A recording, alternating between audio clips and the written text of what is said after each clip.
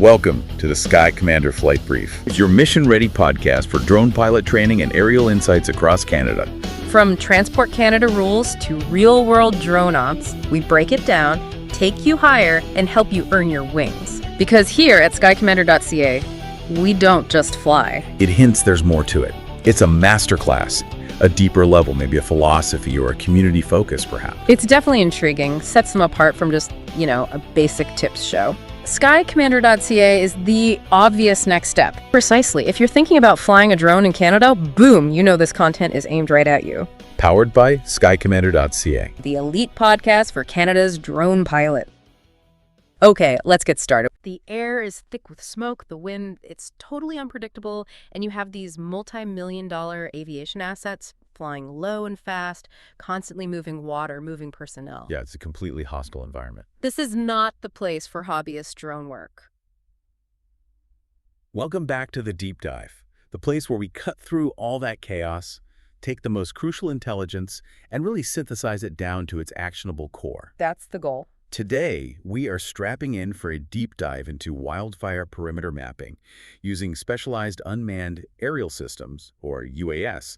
This is high-stakes aviation under extreme pressure. Absolutely. Success here isn't measured by, a beautiful thermal image. It's measured by meticulous compliance, by lightning-fast data delivery, and above all, by air safety. 100%. So we're exploring the specialized technical stack, the rigorous operational discipline, and those non-negotiable professional standards that are required when lives and massive resources are on the line. It's a world where the margin for error is basically zero. When you really look at professional wildfire mapping, the reality is that success is a dual mission. A dual mission? Yeah, you're trying to achieve two critical simultaneous goals. And if you fail either one, the whole mission is a washout. It doesn't matter how much effort you put in or what gear you have. Okay, that immediately introduces a ton of friction into the operation, right? Right. Because those two goals, they often feel like they're pulling in opposite directions, speed versus safety. They absolutely can. So let's unpack this core challenge. For our listeners who might be new to this specific environment, what are those two foundational simultaneous goals? Okay, so goal number one is purely intelligence-driven. It's what the incident commander needs from you. The deliverable. Exactly, the deliverable. You have to create a defensible, highly accurate perimeter and hotspot picture, and you have to do it fast. Mm-hmm. The operators on the ground, the people with boots and wings, they need that decision-grade intelligence to know where to push crews, where to pull them back for safety, which structures just came under threat. And that info has to be current. It has to be current and precise enough that it can be integrated, seamlessly into a formal instant action plan. Okay, so that's the deliverable. What about the other goal? The one that really defines your professionalism and your longevity in this field? Goal number two, and this is the absolute non-negotiable one, in terms of your long-term operational viability. Okay. You cannot become the reason that air operations get shut down. Manned aircraft conflict, or even just the risk of it, that's the number one mission-ending event, period. So if your drone is just spotted where it shouldn't be? If your drone is spotted operating without strict active coordination, or if it violates designated airspace, it grounds the entire multi-million-dollar air fleet immediately. And that compromises the entire suppression effort. It's a catastrophic failure. It doesn't matter if your thermal map was technically perfect. You deliver intelligence, yes, but you must prioritize the established aviation safety structure above everything else. So the complexity isn't just dealing with the unpredictable physics of the fire and the smoke. It's navigating this intensely chaotic, active aviation corridor while you're simultaneously gathering and delivering highly technical, geo-referenced information. That's the whole game. This framing is so essential. We're looking at a fusion of a technical stack that's designed for survival and precision, and the operational discipline you need to reduce risk and maximize value in those frantic, aircraft-heavy conditions. Precisely. The systems have to be integrated, they have to be reliable, redundant, but fundamentally, the people running them have to prioritize process, coordination, and traceability over, personal performance or the urgency of the moment. Okay, let's transition now to the tools of the trade. Because when you look at a wildfire environment, the best tech isn't the drone that wins marketing awards. Not at all. No. It's not just the best camera. It has to be the best package. The complete, reliable system that's designed to handle this specific, punishing environment while yielding verifiable data. Yes. So what are the non-negotiable elements that have to be present in this specialized payload stack? Okay, so we've broken this down into 5 core non-negotiable elements. If a platform can't deliver on all 5, or if the team isn't equipped to use them properly, it just falls below the professional threshold for high-stakes wildfire mapping. Let's start with the one piece of tech that is, it's truly indispensable for firework. Let's talk about thermal. First, and most critical, is radiometric thermal. Yeah. This is the primary intelligence gatherer. It's the sensor that literally lets you see through the immediate obstacles of the environment. Seen through the smoke. Seeing through the smoke, yeah. Its value is in seeing those hot edges, identifying small spot fires that are creeping across the line, and peering through that residual smoke to find those hidden false security areas. What do you mean by false security areas? Places where heat is banked up, smoldering in the duff layer, but it's not visible to the naked eye. Without thermal, you're effectively blind to the most dangerous developing elements of the fire. And we really need to draw a clear line here. There's standard thermal imagery, which just gives you a pretty color palette. Right. And then there's radiometric thermal. Why does that specific capability elevate the sensor from just a visual aid to a real decision tool? That distinction is everything. Yeah. It's the difference between relying on a subjective image and relying on objective, defensible data. Okay. Standard thermal just shows you relative heat. Hot is red, cold is blue, Radiometric capability means every single pixel is giving you an actual temperature measurement. So you can point to a spot and say, that is X degrees. Exactly. This allows operators to set specific objective temperature alarms and thresholds. You can assign a number to a hotspot, say the temperature of that pixel is 150 degrees Celsius at this coordinate, and you can defend that decision to the incident commander using objective numbers, not vibes. That traceability is key. It is. So what specs should a professional team be demanding? You mentioned thermal resolution and sensitivity. For resolution, we look for a minimum of 640 by 512 thermal. Anything less is just insufficient for establishing a perimeter from a safe standoff distance. Got it. But the real performance differentiator, the key to operating effectively in smoke and at a distance, is thermal sensitivity. Okay, and that's measured in millikelvin, or MK. It is, yeah.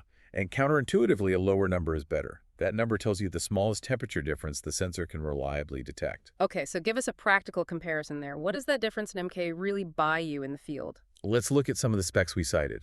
The higher-end specialized sensors, like the one in the Skydio X10, they advertise less than or equal to 30 millik. Okay. A common industry standard, like the DJI Zen-Use H20T, lists less than or equal to 50 millik. So 30 is much better than 50. Much better. A sensor at 30 millik is far better at differentiating between, say, the heat signature of a warm, smoldering tree stump and the cool ground right next to it, even through a veil of smoke. So you're getting better contrast. So you're getting better contrast and better differentiation between those marginal heat signatures. If you're looking for creeping heat 100 meters inside a black line, that increased sensitivity is what tells you if that area is safe or not. That lower number clearly means better early warning. But what about the scenario where the smoke is just genuinely thick? It's obscuring visible light and even washing out the thermal detail. How do you mitigate that? Well, thermal helps immensely. But you're right, it's not a silver bullet. Detail can still wash out if the smoke layer is dense, or if the wind is swirling hot air around, or if your standoff distance is just too great. So what's the solution? The solution is rooted in good operational geometry. You might need a higher flight angle, or if it's legally permitted and coordinated, a closer standoff distance. But fundamentally, you must pair that thermal data with optical zoom.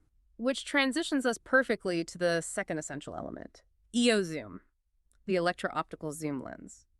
You called this less of an intelligence tool and more of a pure safety tool, which I find really interesting. It is. It's the stay back and still see safety tool.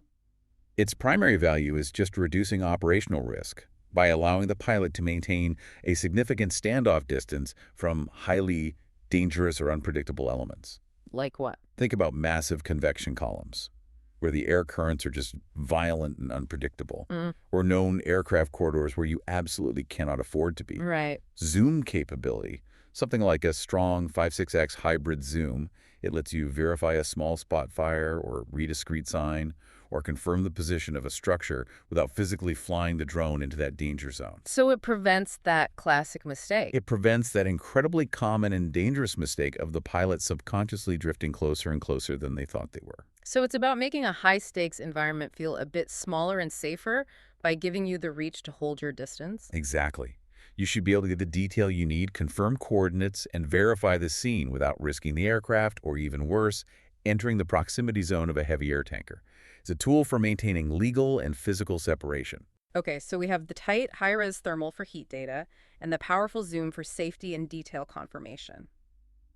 Now we need context. We need the big picture. And that's the third element, wide EO for mapping and context. Perimeter mapping doesn't exist just to draw a line on a blank piece of paper. Right, it's about what that line means on the ground. It's about placing that line relative to actionable features for the fire crews. Roads, dozer lines, structures, staging areas. The wide lens is essential for capturing large areas quickly. It supports rapid orthomosaic generation. Which is stitching images together into a single map. Into a seamless map, yeah. And creating those crucial situational map layers that incident commanders use to brief their crews. And the fourth element, the one that converts a visual observation into a scientifically reliable geo-referenced data point, is the laser rangefinder, or LRF. Yes. You call this the high-leverage tool for achieving pointing to reality. The LRF is what cuts through the inherent geometric uncertainty of aerial photography, especially when you're flying over, undulating terrain or through smoke. So when Ops asks a question. When Ops asks, is that new hotspot 30 meters inside the containment line or 300 meters threatening the next ridge? You need to answer with distance-backed confidence, not just a GPS estimate that could be off due to elevation or atmospheric distortion. And a good LRF gives you that. A strong LRF, like the ones in enterprise stacks that list a 1,200-meter max range, means your coordinates are confirmed by distance and angle to a specific point of interest. This just drastically improves the confidence level in the final deliverable. We've now established that the data needs to be fast, accurate, and tied to reality. Finally, we need to talk about data quality and positioning for long-term planning, which brings us to RTK, or real-time kinematics. Why is this so vital if you already have GPS in the drone? RTK is necessary if the deliverable has to be used for formal multi-day perimeter products, or if it's going to be integrated into a large-scale geographic information system, a GIS, used by the entire incident management team. Standard GPS gives you meter-level accuracy, maybe 3 to 10 meters depending on conditions. In a high-stakes mapping environment, that kind of error it's catastrophic. Catastrophic in what way? Why does centimeter accuracy matter so much when you're dealing with a fire line that might be moving 50 meters a minute? That is a great question, and it's where the technical balance comes in. Centimeter-level positioning, which is enabled by RTK, is vital because incident teams aren't just looking at the fire, they're looking at pre-existing GIS layers. With critical infrastructure on them. Exactly. Power lines, fuel storage, sensitive ecological zones, structure locations. If your perimeter line, which you mapped with standard GPS, is off by 7 meters, it could misalign with a pre-existing dozer line or a road network on the map. And that leads to deployment errors? It leads to crew deployment errors. For instance, a fire crew might be tasked with protecting a structure that, according to your inaccurate perimeter, is outside the threat zone, only to realize when they get there that the structure is actually 3 meters inside the heat zone. You need the perimeter line to drop perfectly into that GIS system for multi-day planning, ensuring all the data sets, historical maps, CAD drawings, your current drone data are all geometrically consistent. And there are platforms built for this. Yeah, platforms like the DJI Matrix 350 RTK provide this accuracy, and they combine it with long endurance, typically in the 55-minute class, which minimizes time spent swapping batteries and maximizes time on target. That clarifies the necessary tech stack beautifully. So now, if you are the incident commander trying to resource a team, you need to choose the hardware that combines these 5 elements effectively. How do the ideal platforms stack up based on mission goals and, the logistical burden? We categorize the ideal platforms into 3 options, really based on balance and capability, speed, and logistical footprint. Okay. Option A is the best single aircraft choice. It's focused on value and speed. That's the DJI Matrix 30T, the M30T. The rapid deployment machine. It's the rapid deployment machine. It's an all-in-one package. It has the wide lens, powerful zoom, 640 by 512 radiometric thermal, and the laser rangefinder. Everything we just described. It's rugged. Highly rugged. It has an essential IP55 rating, which means it's highly resistant to dust, corrosive ash, and low-pressure water jets. This makes it ideal for immediate deployment and getting that quick operational intelligence. But there's a trade-off. The trade-off is simple. Since it's an integrated sensor package, it's not optimized for maximum photogrammetry quality. It prioritizes speed and ruggedness over, say, the 45-megapixel clarity you might need for long-term analysis. Then you have option B, the best deliverable quality option, the mapping king. This must be the choice for highly strategic multi-day incidents where that map quality becomes a legal and strategic document. Correct. This is the DJI Matrix 350 RTK combined with the Zenmuse H20T and the Zenmuse P1. Okay, so a modular system. It's a modular system. The M350 RTK is the powerhouse airframe. It gives you the endurance and the centimeter-level RTK accuracy, also IP55 rated. The H20T provides the thermal and the LRF. And the P1 is the key. The P1 is the key differentiator here. It's a dedicated 45-megapixel full-frame mapping camera. This configuration produces orthomosaics and perimeter maps that will stand up to the most rigorous incident planning briefs. If you need a map product that's going to be used in court or for highly complex multi-agency planning, this is the system. But using a high-resolution full-frame camera like the P1, that introduces a whole new set of problems, doesn't it? What are the workflow and logistical trade-offs of choosing option B? The trade-off is immense, and it's why this option really requires an elite team. You're dealing with a significantly higher cost of acquisition, exponentially more logistics, more batteries, more physical payload management, more maintenance, and a much heavier training burden. And the data processing. The biggest bottleneck is data processing. A 45-megapixel sensor generates massive volumes of data. Trying to process that into a seamless orthomosaic in the field where you might have limited bandwidth and power, it requires robust, often militarized computational assets and specialized software. So it's a speed versus fidelity question. Absolutely. The M30 key provides a good enough map in 10 minutes. The M350 with the P1 might require an hour or more of processing to achieve that flawless high-resolution product. You have to weigh the need for speed against the need for ultimate fidelity. And what about the fast, flexible solution? The highly portable option for rapid recon or just backup duty? That's option C. Best compact or backup, the DJI Mavic 3T. It's designed to be in the air within 2 minutes. Oh, wow. It's highly portable, includes 640 by 512 thermal, and has strong hybrid zoom. It's excellent for immediate recon, quick perimeter checks, or spot fire verification. And it functions perfectly as the required backup aircraft when your larger M30T or M350 is cycling batteries. What are the trade-offs there? The trade-offs are significant. It is not as weather-hardened, so it lacks that formal IP rating, and its smaller airframe means it feels wind, turbulence, and the rotor wash of nearby manned aircraft significantly more, yet flight conservatively. We briefly touched on alternatives earlier. Given that many public safety agencies face federal procurement constraints or have policies limiting certain brands, what are some viable non-DJI options that fulfill this 5-element stack? Yeah, it's really important to maintain platform readiness across brands. The Skydio X10 is a very compelling non-DJI choice, specifically because it prioritizes thermal. Okay. It uses a radiometric FLIR Boson Plus sensor and often advertises that extremely high sensitivity, that sub-30 mK, making it a top contender in the thermal-centric public safety space. And any others? Another capable option is the Autel EVO Max 4T. It also features 640 by 512 thermal and an LRF, though teams should note its IP rating is typically lower, listing as IT43. Which means less protection. Less protection against dust and spray compared to the IP55 class options.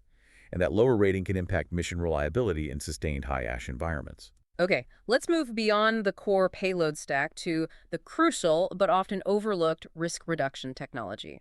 These are the systems that ensure the platform survives the operating environment and, crucially, doesn't collide with other air traffic. This section often gets skipped in hardware reviews, but it defines operational survival. The first item is detect and avoid awareness, specifically an ADS-B receiver. Right. An integrated or attached ADS-B receiver, like a Yakinix Ping RX Pro, provides the pilot with real-time awareness of traffic that is actively broadcasting its position via ADS-B. This is essential for situational awareness. But we know that not all Wildfire aircraft, especially older fixed-wing spotters or private helicopters contracted for quick bucket work, they're not always equipped or actively broadcasting ADS-B. Does that make relying on this tech risky? It makes it a valuable layer of awareness, but fundamentally it is not a replacement for active air operations coordination. If you rely on ADS-B as your sole anti-collision measure, you are operating under a false sense of security. So you can't trust it completely. The reality check in wildfire ops is that many older or recently acquired aircraft in the fleet may not be ADS-B compliant. You must always maintain strict altitude and airspace discipline coordinated with the Incident Air Ops Branch Director. The ADS-B receiver is an early warning system, but your primary safety case still rests on human communication and adherence to flight plans. The second often skipped item is ruggedness and environmental hardening. We mentioned IP ratings, but let's go into detail about why that IP55 rating is absolutely non-negotiable in this specific field. The wildfire environment is just corrosively punishing. We're talking about corrosive ash, not just dust, but microscopic abrasive particles that can clog motors, obscure optical sensors, and infiltrate electronics. I can only imagine. You have sustained gust fronts and thermal shocks flying from a relatively cool staging area into the turbulent high-heat air surrounding a convection column.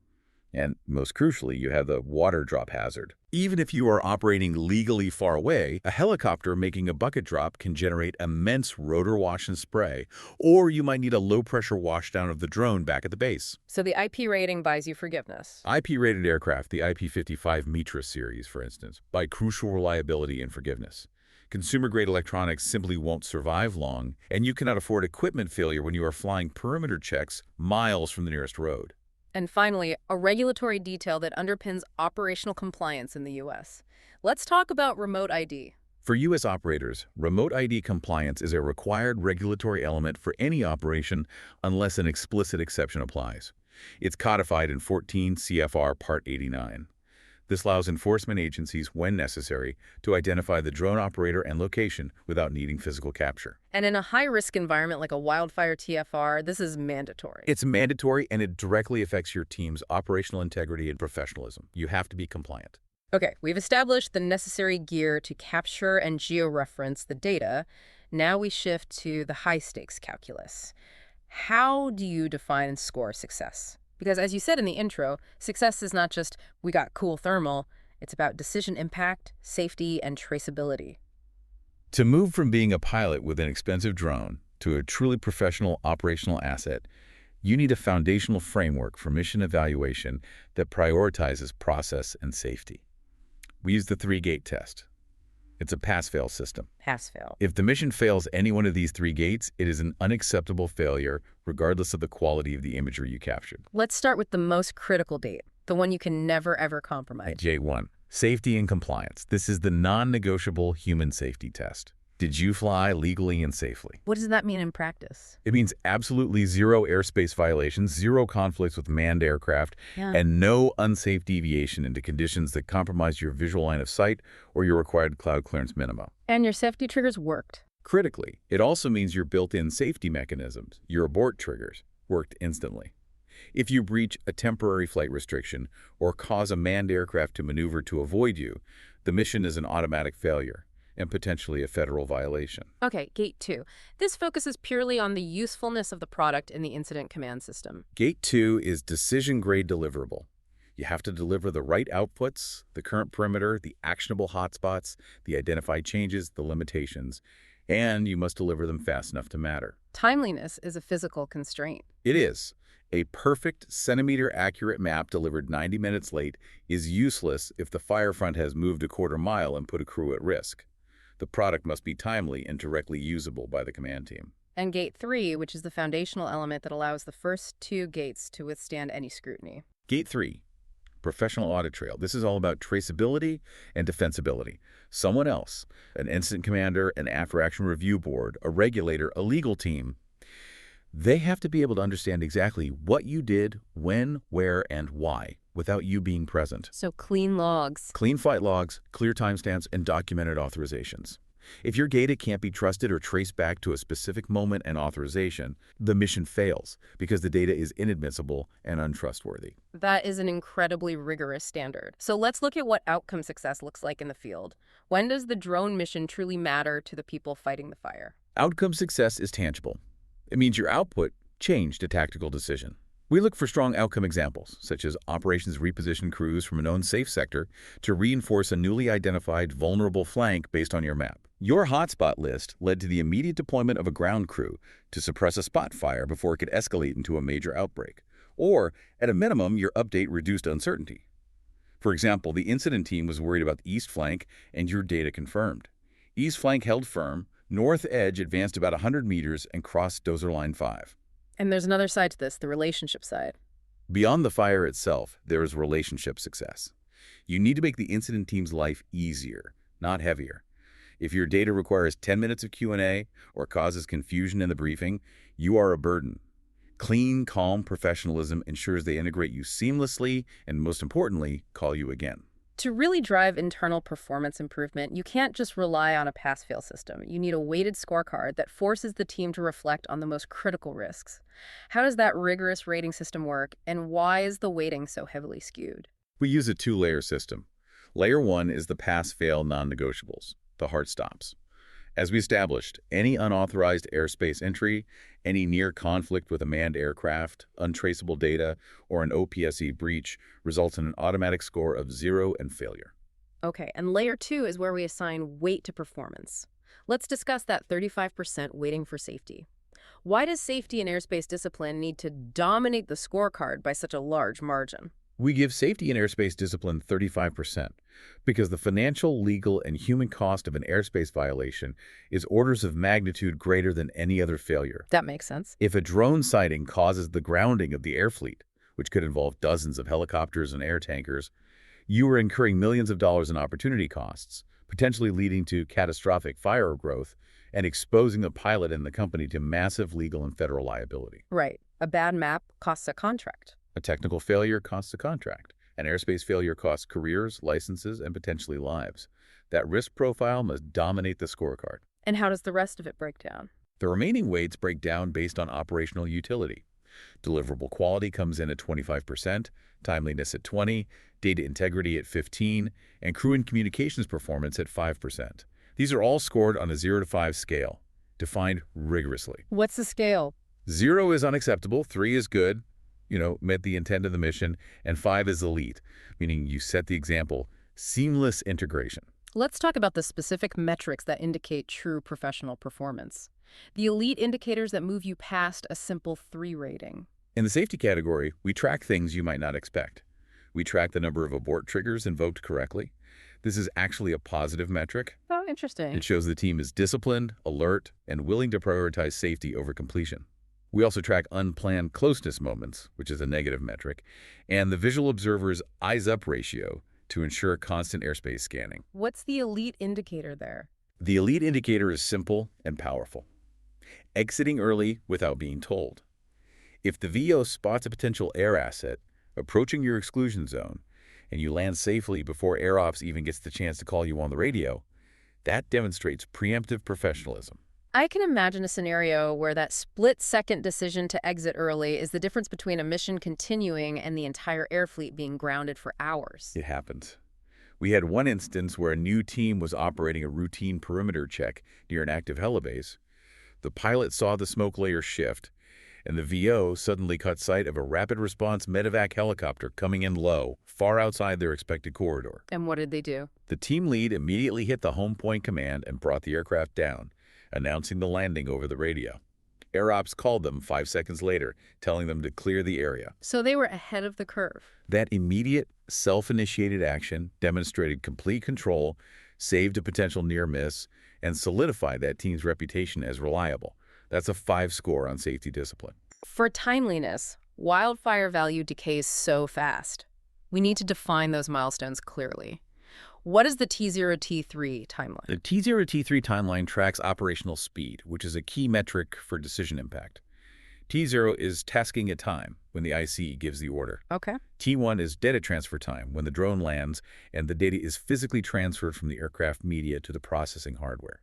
This is a common bottleneck. Moving large files. Moving large files via USB-C or SD card, yeah.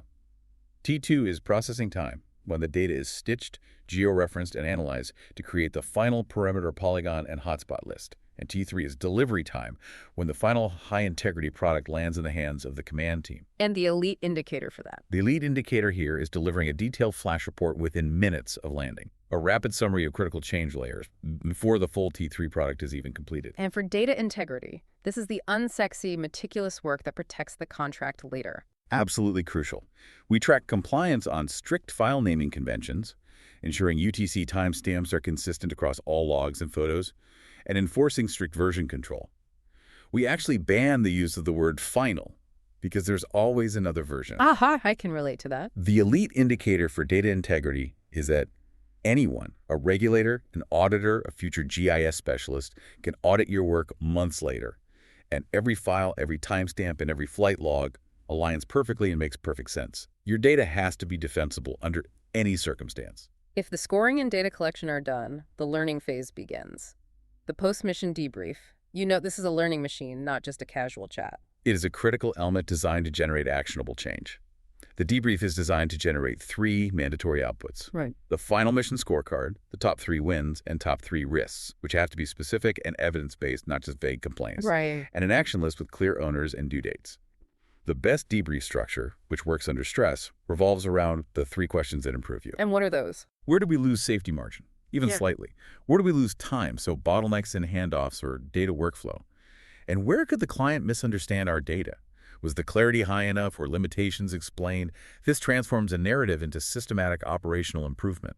Let's shift focus now to the most critical component of the entire operation, airspace safety.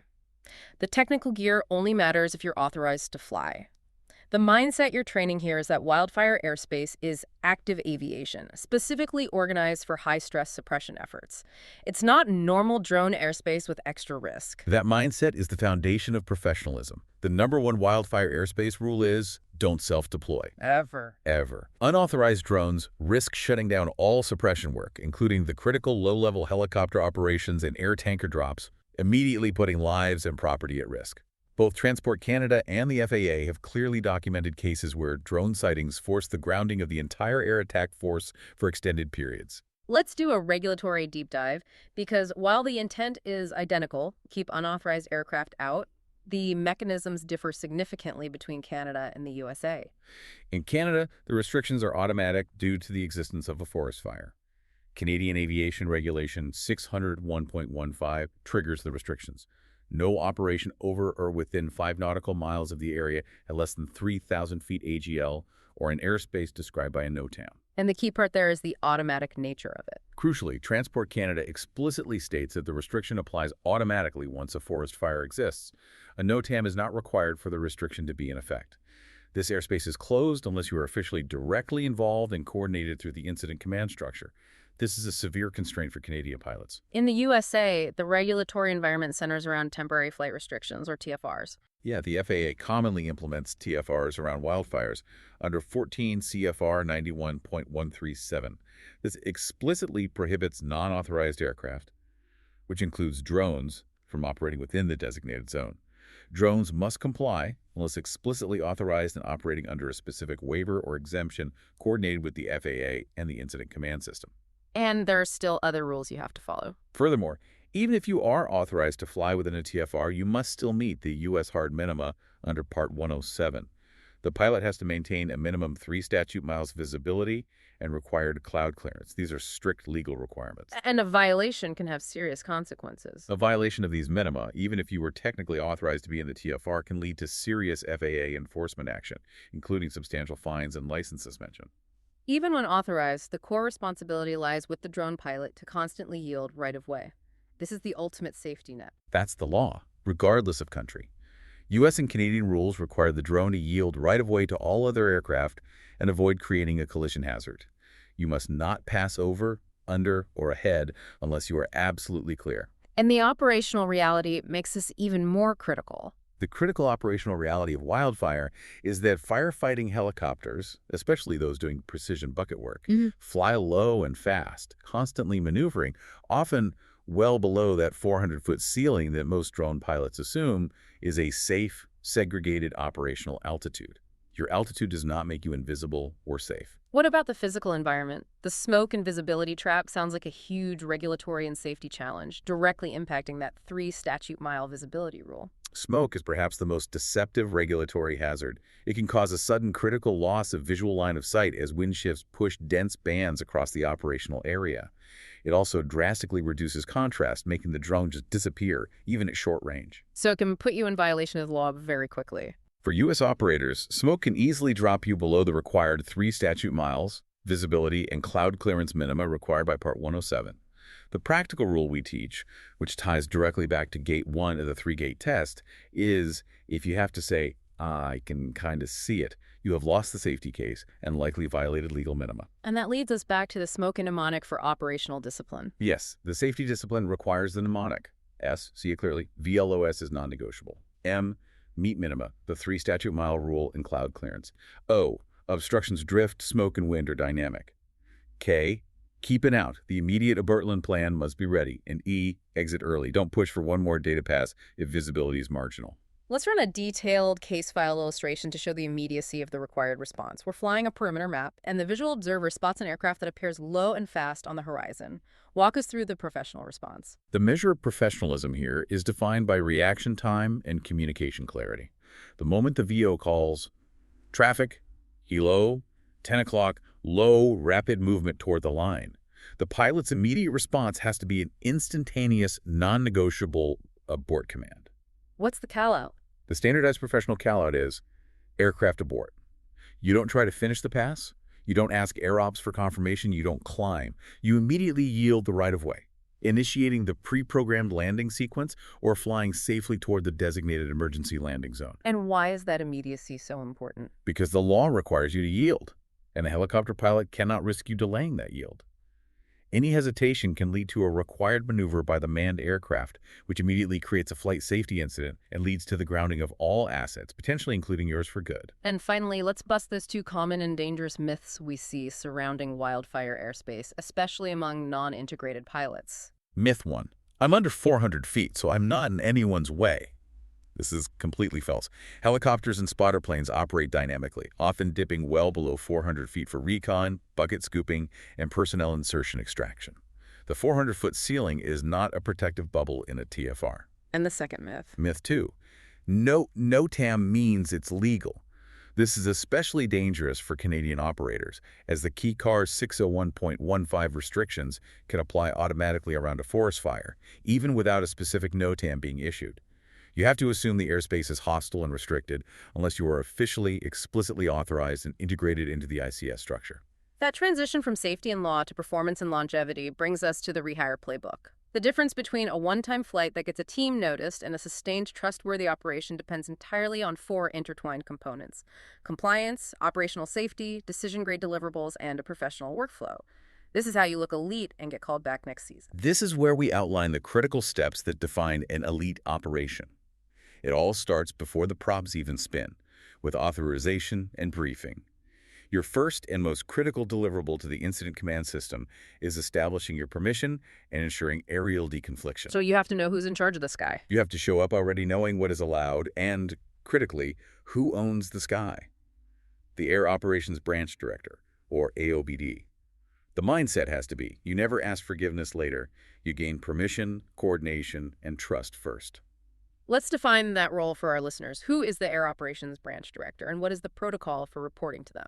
The Air Operations Branch Director is the commander responsible for all aviation assets on the incident: helicopters, fixed-wing aircraft, and, if authorized, UAS.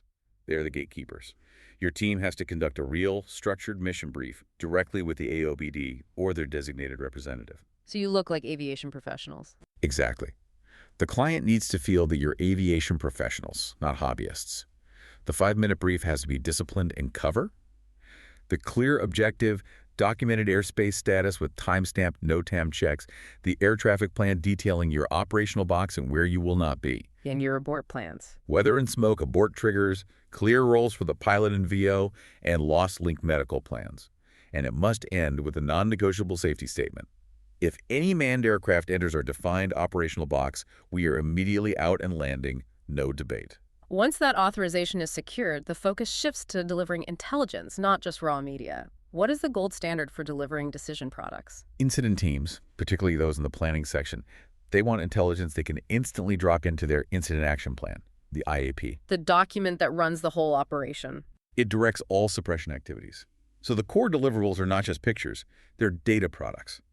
The perimeter polygon, timestamped and source noted, hotspot points with radiometric temp info and a photo evidence bundle. The change layer, north flank advanced 120 meters, and clear operations notes. Walk us through what a hotspot evidence bundle A entails. single hotspot point isn't enough. The bundle is the proof. It includes the coordinate, the UTC timestamp, the radiometric temperature reading, say 185 degrees Celsius, the corresponding optical photo of the area, and the corresponding thermal photo. So it's undeniable proof. It's undeniable, multispectral proof that the heat signature exists, confirming its precise location and intensity. If you don't provide the evidence bundle, the IC might just dismiss the data as unreliable. The element that builds the most sustained trust, however, is being transparent about the limitations of your data. That is the ultimate trust builder. Always include limitations box on your output. Something like smoke layer reduce thermal contrast on the east edge above 1,500 feet AGL. Confidence is therefore lower on the completeness of the perimeter in that segment. That signals honesty. It signals honesty and professionalism. You acknowledge the uncertainty, which prevents the incident team from making critical decisions based on false confidence. Now for the critical component, building a clean audit trail. This is what saves contracts, ensures compliance, and makes the operation defensible in the inevitable after-action review. What is the absolute minimum evidence pack required? The entire flight has to be defensible later. The minimum evidence pack includes proof of your airspace check, so a timestamp NOTAM or TFR screenshot before takeoff, the brief notes, the raw flight log export, a rigorous mission timeline tracking TO, AT1, T2, and T3, the final deliverables, and an issues log noting any anomalies or aborts. And bad data hygiene is the deal breaker. It's the deal breaker. If you have unclear timestamps, missing metadata, untraceable edits, or mixed versions, the data is instantly untrustworthy, and the value just collapses. This is why we ban the word final in file names. It encourages complacency and versioning errors. If you cannot trace that data back to a legally compliant flight log, it holds no value. The final step to becoming an elite operator is the ability to constantly learn and adapt, which means rigorously conducting that post-mission debrief we discussed earlier. It's a continuous learning machine designed to improve safety margin and decision speed. We generate that mission scorecard, identify specific top 3 risks, which have to be evidence-based failures like our T1 time was 12 minutes too long because of a corrupt SD card, and then generate an action list with clear ownership. And it all hinges on those 3 key questions. The entire process hinges on asking, where did we lose safety margin? Where did we lose time? And where could the client misunderstand our data? Before we wrap up this operational deep dive, we need to highlight the behaviors that are absolute deal breakers, the things that guarantee a one strike and you're done outcome in wildfire work, regardless of how good your thermal footage was. These are the 5 ways to get fired and lose all credibility. First, unauthorized flight near wildfire airspace. If you fly without being integrated, you're not helping. You're an immediate, unmitigated hazard that can ground multi-million-dollar aviation assets. It's a federal violation. Second, any action risking conflict with manned aircraft. This violates federal law on right-of-way, and any required maneuver by a helicopter or tanker due to your presence is grounds for immediate termination and FAA reporting. third is mission creep. Third, mission creep. Bending constraints, flying closer, lower, or doing just one more pass because someone on the ground is urgent. Professionalism rewards the pilot who can say, calmly and clearly, I can't do that safely or legally under the flight plan. Here is the safest legal alternative I can offer instead. Okay, what else? Fourth, bad data hygiene. Losing files, mixing versions, missing timestamps, failing to archive the logs. If the audit trail failed, the data is untraceable and worthless. And fifth, posting incident footage without permission, which is an OPSEC breach. Operational security. OPSEC is paramount. Sharing footage without explicit command approval can inadvertently reveal sensitive information like crew locations, critical infrastructure being defended, or even movement patterns of specialized resources. It breaches trust and it compromises safety. What an extensive, detailed look into the high-stakes world of aerial intelligence. We've covered the sophisticated balance required from the highly sensitive radiometric thermal technology and its corresponding MA rating to the rigorous coordinated compliance that defines successful wildfire mapping. I mean, the operational bar is incredibly high. The focused goal is always twofold: continuously improving the safety margin and relentlessly improving the decision speed, all while operating completely inside the established incident command system. The essence of the elite workflow, the rehire playbook, it's captured in the mnemonic SAFE data. Okay, break that down for us. Safe airspace, authorized, fast flash report, evidence bundles, deliverable clarity, audit trail, timelines tracked, and actions from debrief. This framework ensures every single flight minimizes risk and maximizes defensible value. So what does this all mean for you, the learner, as you consider how technology integrates into high-risk domains? In this field, the ultimate mark of an elite operator is not the quality of the stunning footage they capture. It's the absence of drama, no surprises, no conflicts, no regulatory issues, and the reliability of their audit trail. That's it, exactly. If uncoordinated flight can ground multi-million-dollar aviation assets and potentially put fire crews in harm's way, and we know from historical case files that it can and has, what level of coordination, technical rigor, and absolute compliance should we demand for emerging technology in any public safety field? You must treat the airspace you operate in with the same deference, planning, and respect for consequence as the fire itself. Something to think about as you contemplate deploying technology into your next high-risk structured environment. That's a wrap on today's mission, Commander. See above, go beyond, get ahead. For more training, tools, and intel, head to skycommander.ca. If you learned something new, share it, subscribe, and leave us a 5-star debrief.